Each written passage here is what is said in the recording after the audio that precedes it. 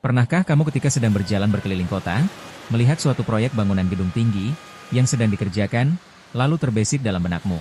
Bagaimana tahapan sebuah proyek konstruksi itu dilaksanakan?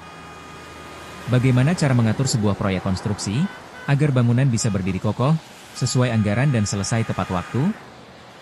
Bila saya ingin bekerja di dunia konstruksi, karena saya lulusan SMK jurusan Teknik Konstruksi dan Perumahan, pada divisi apa pekerjaan saya yang saya lamar? Halo, namaku Ardi, dan hari ini, kita akan belajar mengenai manajemen proyek.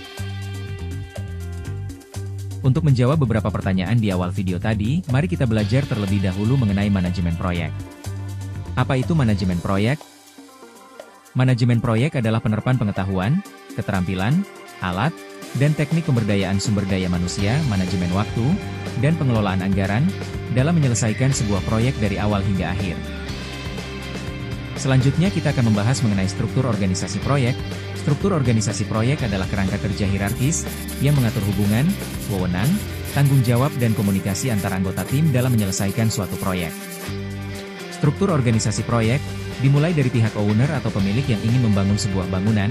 Owner akan menunjuk owner representatif sebagai perwakilan owner untuk menentukan kebijakan proyek.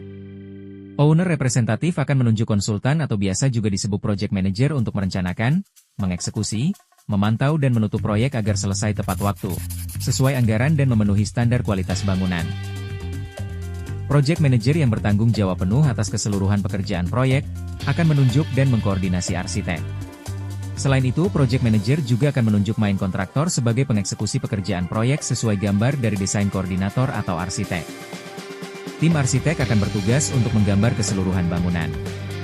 Dengan divisi pekerjaan di bawah arsitek adalah drafter arsitektural, drafter struktural dan quantity surveyor atau biasa juga disebut estimator project. Drafter bagian arsitektural akan bertugas menggambar bagian bangunan bidang arsitektural, meliputi landscape, fasad atau tampak bangunan, desain interior bangunan, dan perancangan mekanikal elektrikal dan plumbing. Sedangkan drafter struktural bertugas menggambar struktur bangunan seperti pondasi, slope, kolom, balok dan struktur atap bangunan. Untuk quantity surveyor bertugas menghitung anggaran biaya pekerjaan konstruksi bangunan.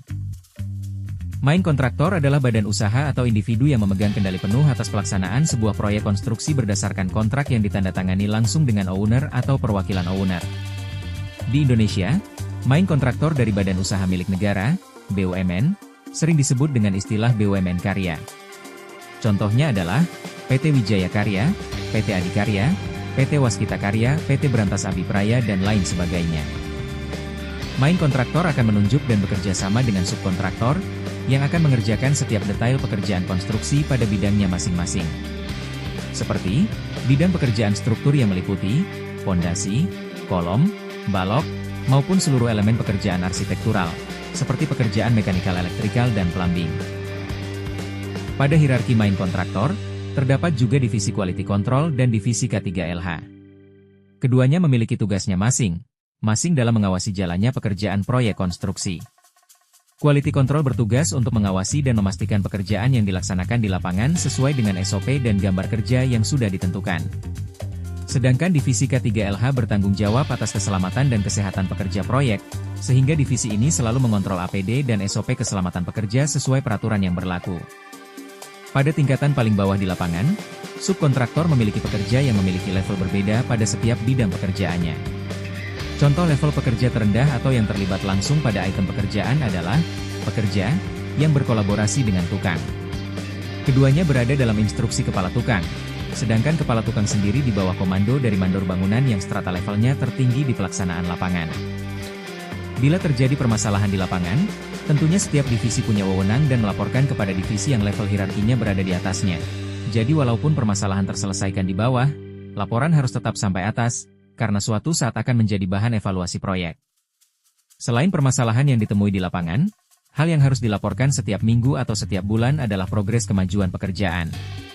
Progres kemajuan pekerjaan bisa dikontrol menggunakan kurva S, yang sudah dibuat oleh konsultan perencana, sehingga kemajuan pekerjaan per minggu harus sesuai target yang ada pada kurva S. Jadi begitulah alur atau hierarki pekerjaan suatu proyek konstruksi bangunan dilaksanakan. Bagaimana proyek itu dimulai dari pemilik proyek hingga sampai ke tukang di lapangan. Semua saling memiliki andil yang besar untuk memastikan bangunan berdiri sesuai dengan kualitas yang memenuhi standar, kokoh, terselesaikan tepat waktu dan tentunya dengan biaya yang efisien.